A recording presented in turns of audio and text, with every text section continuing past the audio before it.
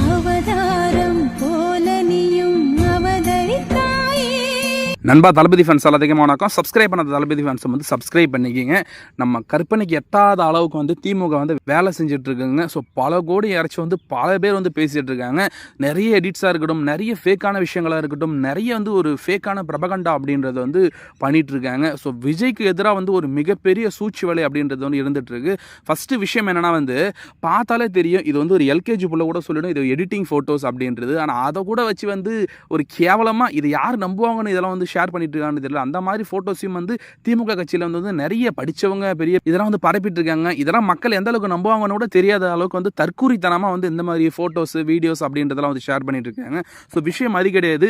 நக்கீரன் நக்கீரன் அப்படின்றது வந்து திமுகவுக்கு ஆதரவாக தான் அந்த ஒரு பத்திரிகை அப்படின்றது வந்து இருந்துட்டு வருது. பல வருஷமாக வந்து திமுகவுக்கு ஒரு ஆதரவான ஒரு போஸ்ட்டு வீடியோக்கள் நியூஸ் அப்படின்றத வெளியிட்டு வந்துட்டு இருக்காங்க. அந்த ஒரு பத்திரிகை அப்படின்றது வந்து தளபதி விஜய் வந்து கடுமையாக விமர்சிட்டு வராங்க. அதுக்கு காரணம் என்னன்னா நக்கீரன் கோபால் அதில் அவர் ஆசிரியராக இருந்துட்டு இருக்காரு. ஸோ அவர் வந்து ஒரு ஃபேக் பிரபகண்டா ரொம்ப கேவலமான எச்சத்தனமான போஸ்ட் பேச்சுகள் அப்படின்றது வந்து போஸ்ட் பண்ணிட்டு வந்துட்டு இருக்காரு. இப்போ ரீசெண்டாக வந்து ஒரு விஷயம் சொல்லியிருக்காரு. அதில் அவர் என்ன சொல்லியிருக்காரு அப்படின்னா வந்து தளபதி போன பஸ் இருக்குது இல்லைங்களா, அந்த பஸ்ஸுக்குள்ள வந்து நிறைய நடிகைகள் இருந்தாங்க, விஜய் கூட வந்து நிறைய பேர் இருந்தாங்க அப்படின்ற மாதிரி வந்து ஏதோ ஒரு விளக்கு பிடிச்சி கூட இருந்து பார்த்த மாதிரி வந்து ரொம்ப கேவலமா எச்சத்தனமா வந்து சில வார்த்தைகள் அந்த வீடியோ வந்து பேசியிருக்காரு. அது மட்டும் கிடையாது, விஜய் பையன் வந்து தளபதி விஜய் கிட்ட மேனேஜரா இருக்க ஜெகதீசன் அடிஸ்டர் உதஸ்டார் அப்படின்ட்டு வந்து ரொம்ப கேவலமா எவ்வளோக்கு எவ்வளோ வந்து ஒரு வன்ம புத்தியில் வந்து கக்க முடியுமோ சாபம் விட முடியுமோ அந்த அளவுக்கு வந்து கதறிட்டு இருக்காங்க.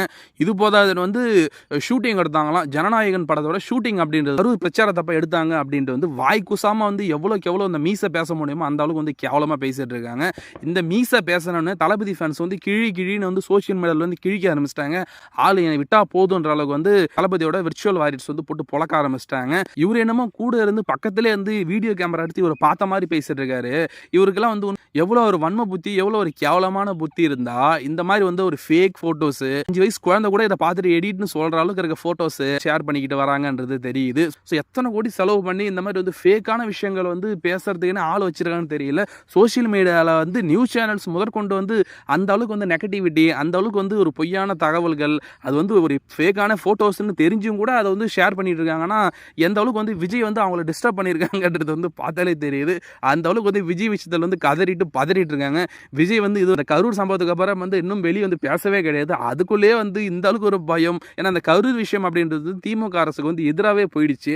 அதை தாங்கிக்க முடியாமல் வந்து எவ்வளோ பிரபகண்டாலாம் பண்ணிட்டு இருக்காங்க. ஆனால் மக்கள் வந்து செருப்படி கொடுத்து மூடிட்டு போங்கடா அப்படின்ட்டு வந்து வேற லெவலில் வந்து சம்பவம் பண்ணிட்டு இருக்காங்க. அவர் வெளியே வந்து திரும்ப ஒரு வார்த்தை பேசினா அவன் என்ன ஆவான்னு கூட நம்மளால சொல்ல முடியாத அளவுக்கு இருந்துட்டு இருக்கு. ஸோ நக்கீரன் கோபால் அண்ட் இதை பற்றி எல்லாம் நினைக்கிறீங்கன்றது மறக்காம வந்து கமெண்ட்ஸ் சொல்லுங்க. இது போல வீடியோக்களுக்கு சப்ஸ்கிரைப் பண்ணுங்க. தேங்க்யூ.